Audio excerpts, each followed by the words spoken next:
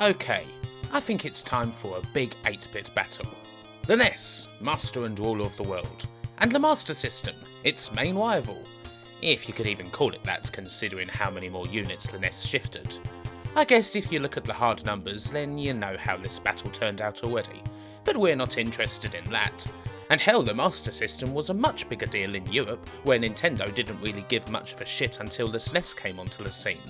It was also a fair bit more powerful than the NES, if we look into all those numbers, you know, processor speed, amount of colours, rate per second of doodahs and fuzz clops on screen, and you know, all those other things I don't really give a shit about. This isn't a hardware channel. Today, the NES and the Master System go head to head based purely on games, and games alone. I've picked out a bunch of games that appeared on both machines, mostly arcade ports, and I'm gonna see which one's better. And then perhaps we'll finally figure out an answer to this ages-old question of NES versus SMS. And so, let's go for it. Let's begin with a simple arcade knockabout. Who doesn't love a bit of Rampage? Such an in-depth game. Pick a monster and go demolish some buildings. That's all there is, and all you need. It's kinda hard to screw up, to be honest. However, the NES version does make a solid fist of doing so. The actual controlling of the game isn't too bad, but the graphics are kind of awful, and so is the music, a simple lousy 10-second bassline that probably took exactly that long to produce.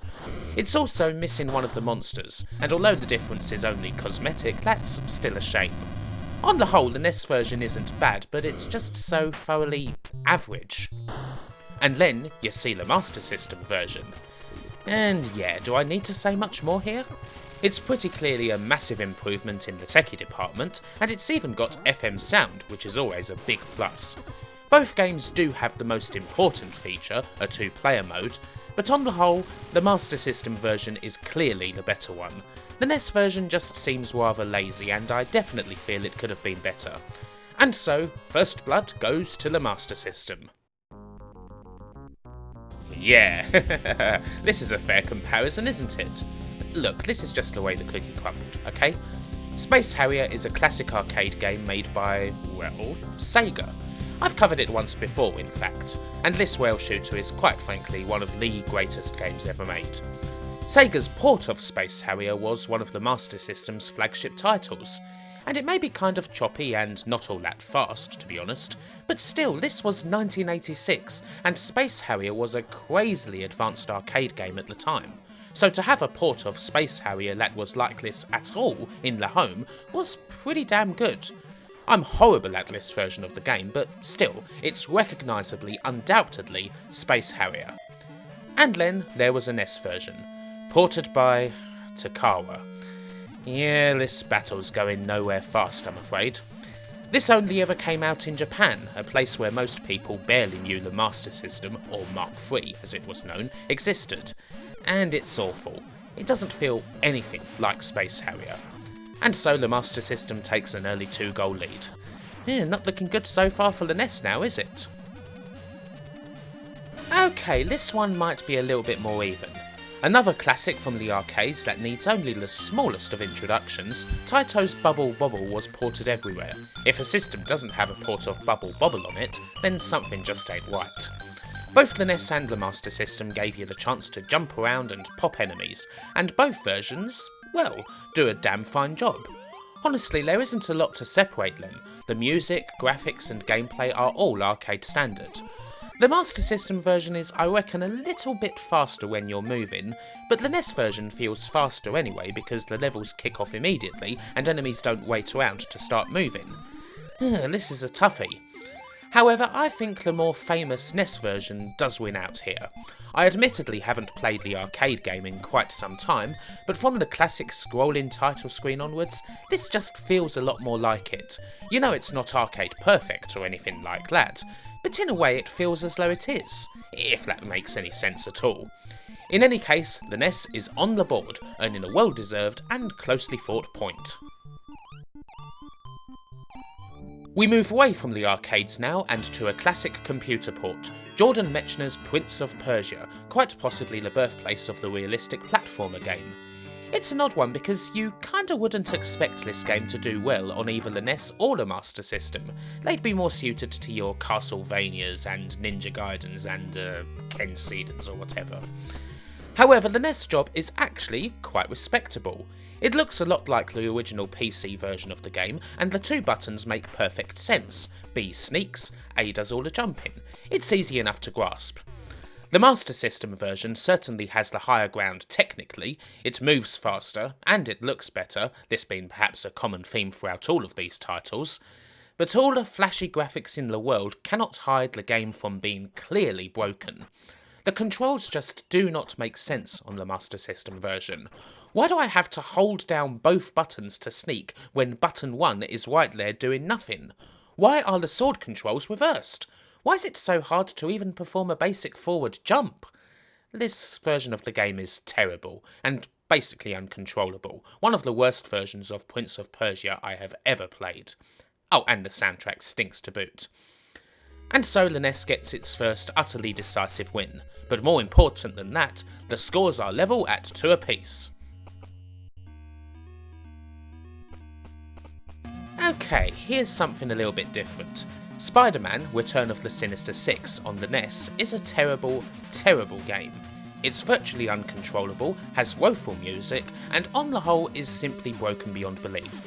Of all the terrible games released under the LJN banner, this is one of the very worst, right down there with X-Men, and that's saying a lot.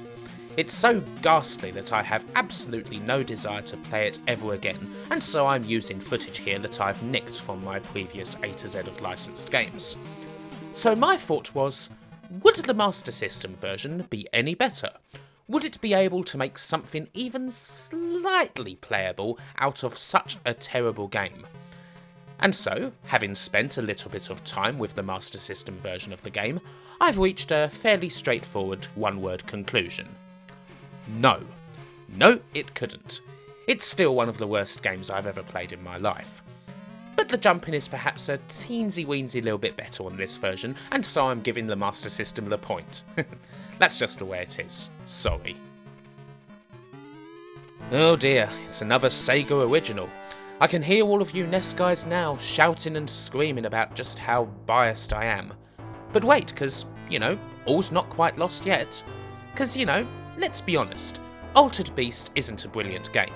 It was sort of okay at the time, an amusing side-scroller in the arcade, a technical showcase for the Mega Drive, and honestly a quite miserable game on the Master System. The big graphics can't really hide the choppiness of the whole thing. It's a dull game as it is, and the lousy feel of this port, well, it just turns it into a shit show. The NES version, on the other hand, it's an odd little thing. Like Space Harrier, it only ever came out in Japan. And yes, the graphics are rubbish, everything is just so small. But hey, it moves properly, at regular NES speed with not much in the way of slowdown or flicker. It plays as you would expect, very average, and there's even a couple of brand new stages added to the game. Again, they're nowt special, but hey, who's gonna complain? And so, is all of this enough to take the NES version ahead of a faithful yet horrible port? Well, in the end, yes. In this battle of Sega original versus Nintendo knockoff, the NES takes the upset victory, and the scores are level once more, 3-all. Tricky one this. How did the NES and the Master System compare on the age-old master of the beat-em-up genre? Because they're both, frankly, kind of different.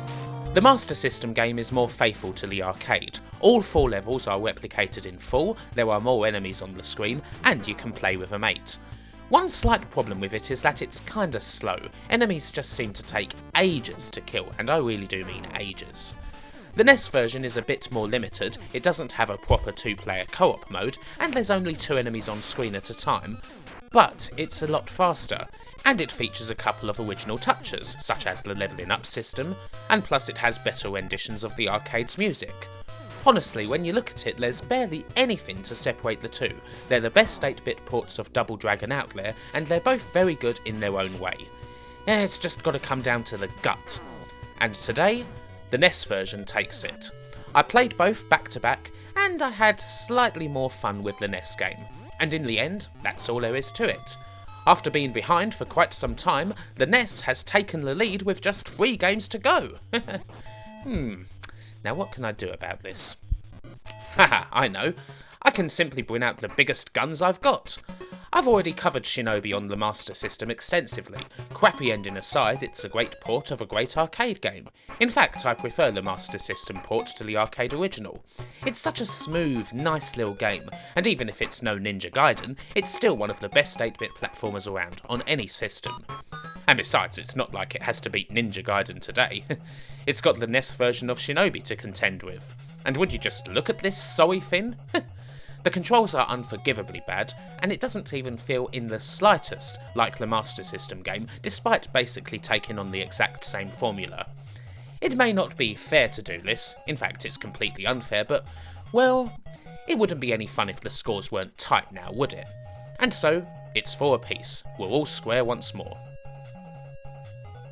Following on from Bobble earlier, why not look at the sequel? I love me some Waynebow Islands. It's a beautiful game and I even prefer it to Bobble. So this could be another tricky one, although you might think that the NES would perhaps be favoured here. And indeed, the NES version is quite good, and it will provide anyone with tons of Waynebow based fun. It's all nice, bright and colourful, just the way it should be. And yet there does seem to be something missing that I can't quite put my finger on. The Master System version, weirdly enough, is pretty much exactly the same. It's still Waynebow Islands, and it's still excellent. But again, it's just, not quite right. Perhaps I'm just nitpicky because I love the game so damn much. But this is a pretty crucial decision because, we're all tied up. And so, having debated it with myself for quite a long time, about 2 minutes I guess, I've reached a decision. The winner is the Spectrum version. Because this one is just right. I mean, Christ alive, what a port. The music, the colours, the game, how it feels, it's absolutely perfect. Quite possibly the greatest port ever made. And while these NES and Master System versions are good, they just don't match up to this one. And so, neither game gets the point. With just 1 game to go, we're still all square at 4 points apiece.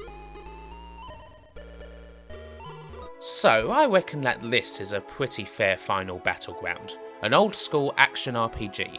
The first Ys game, where you take the almighty Adol on a big, thoroughly important quest where you bump into stuff a lot.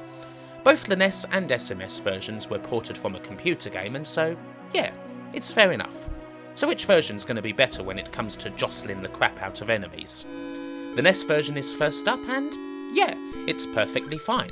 It only came out in Japan, but there are translations available. This version is quite a lot like the Japanese computer original, a very faithful port with graphics and music that are just about identical and nothing about the gameplay that's changed. You can kind of think of it as like Hide-a-Lide, only 1,000 times better.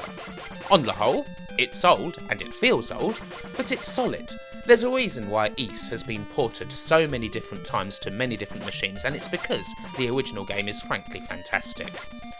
But as for this version versus the Master System, just look at that title screen. And that music. I mean, doesn't it make you think of Midnight Cowboy? Because it kind of reminds me of that a little. I don't know, maybe just me. The Western version sadly doesn't use FM synth, but it's still very good indeed, and the graphics and everything have got a big boost. This is all stuff you would expect, of course, but the Master System Ys does make a few little changes that push it over the edge. You earn experience points for going through the quest, which makes grinding a hell of a lot less of a bother, and the NES just can't match those beautifully drawn character portraits. It's such a fun RPG to explore in.